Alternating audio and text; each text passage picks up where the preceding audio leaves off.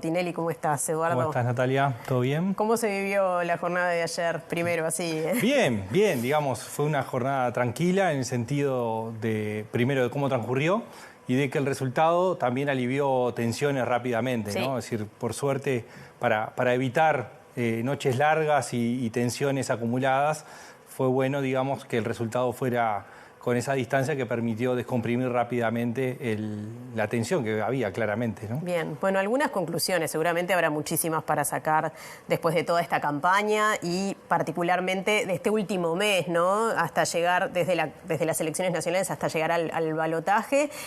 Una de las primeras es que el Frente Amplio, una vez más, saca ventaja en este mes de campaña, ¿no? Bueno, sí, claramente el comportamiento que tuvimos en términos del electorado ha sido muy similar a lo que sucedió en las distintas instancias que tuvimos segunda vuelta.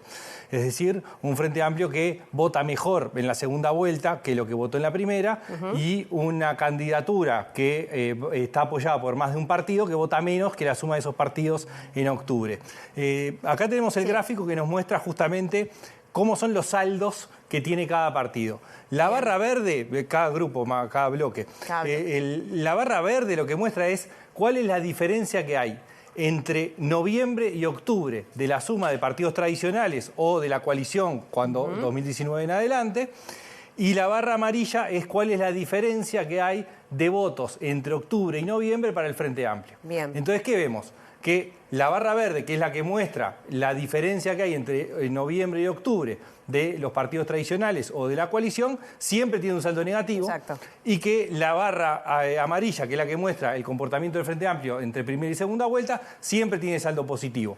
Esto era lo esperable que sucediera también en esto y que de hecho sucedió.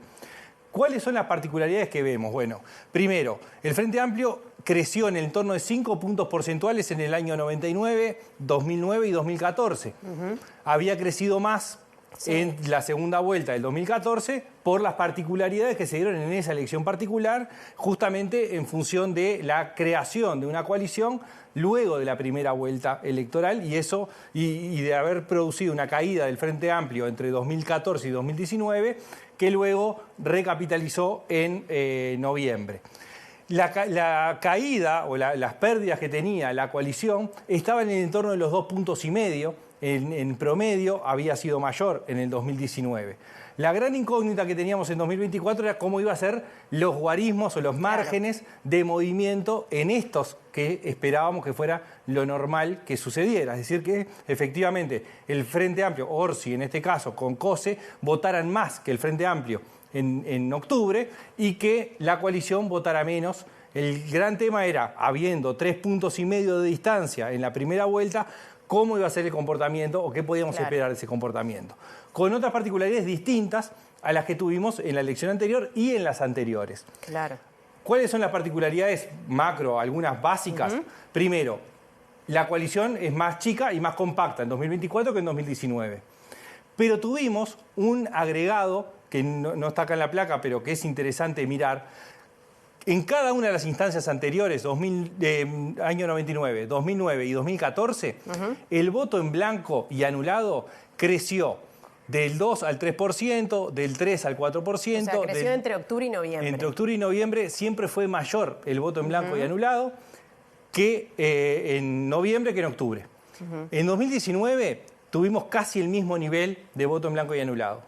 En el 2024 tenemos menos votos en blanco anulado en la segunda vuelta que en la primera, porque había un elemento adicional que analizamos enseguida en la elección de octubre, y era un voto en blanco, pero que había votado la papeleta del sí en la seguridad social. Bueno, ese guarismo, que era bastante más próximo hacia la fórmula Orsi-COSE... Bueno, de hecho, desde la fórmula Orsi-COSE se llevó adelante una estrategia para captar a esos votantes. Claramente, las últimas 2 semanas, y sobre todo el punto en el debate, que hay un punto específico planteado, un mensaje específico a ese electorado.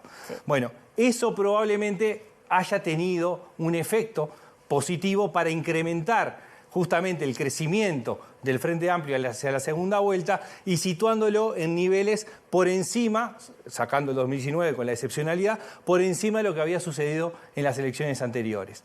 Y el otro punto es que si bien la fórmula Delgado-Ripoll vota 1,5 puntos, 1,7 menos que la suma de los partidos en octubre, en realidad la fuga fue levemente superior.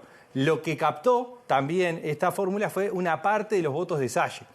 Entonces, esa fuga que hay entre la primera y la segunda vuelta del conjunto de votantes de la coalición también alimentó la candidatura de Orsi y Cose en esta segunda vuelta. Bien. Una cosa que, uno de los datos que llama la atención es cómo votó en el interior del país el Frente Amplio. Si bien en otras elecciones votó bien en varios departamentos, en este caso votó muy bien en algunos departamentos del interior. Bueno, hay algunos departamentos que tienen buen resultado desde el punto de vista electoral, que los gana, ¿no? El caso de Salto, caso de Paysandú, San José y claramente Montevideo y Canelones. Hay otros donde vota muy bien sin ganarlo, que son los medianamente tradicionales, es decir, el resto del litoral sur del país. Incluso Rocha votó relativamente bien, sí, aunque perdió con una distancia importante comparado con anteriores. Pero el crecimiento importante que se dio fue en departamentos donde no votó tan bien, pero sí creció proporcionalmente con respecto a 5 años atrás, al balotaje del 2019, que es una zona donde el Frente Amplio en realidad ha tenido un trasiego de votos en esa zona. Estamos hablando del noreste del país. Artigas, Rivera, Cerro Largo, 33, Tacuarembó y Durazno, donde creció en cada uno de los departamentos el entorno de 5% en 2024, balotaje 2024 comparado con balotaje 2019. Ahí tenemos varias cuestiones sobre el comportamiento electoral que tiene que ver, primero, con que fue un electorado que el Frente Amplio captó entre el 2004 y entre el 2009 y el 2014, sí, ¿no? Ahí hubo un crecimiento del Frente Amplio en el interior y en esas zonas. Entre el 2014 y el 2019 lo perdió.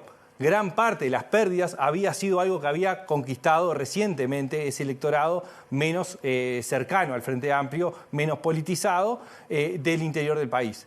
Y ahora la estrategia que trazó el Frente Amplio a partir del 2022 con el Frente Amplio Te Escucha y la estrategia de campaña específica de recorridas por el interior, claramente estuvo focalizada en recuperar un electorado que había perdido fugazmente, digamos, en una elección y recuperarlo.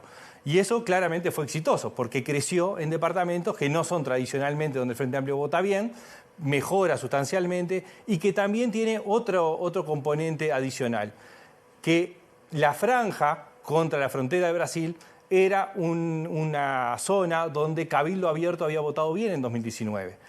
Parte de la explicación de la caída del Frente Amplio tenía que ver con ese trasiego de votos hacia Cabildo Abierto. Bueno, 2024 Cabildo Abierto votó mal y el Frente Amplio recupera parte de ese electorado. Bien, bueno, muchas gracias, Eduardo. Brevemente podemos decir entonces, o se podría decir a simple vista, al menos por los datos que presentaste hoy, que fue bien pensada la estrategia para el balotaje en el Frente Amplio. Sí, diría, no solamente para el balotaje pensando en la campaña de noviembre, sino en la que empezó un par de años antes. Bien, es decir, que vos siempre decías que se pensaba mucho en noviembre desde el principio, ¿no? Así es. Funcionó. Funcionó. Bueno, hasta la semana que viene. Muchas gracias. Muchas gracias. Sigue Martín.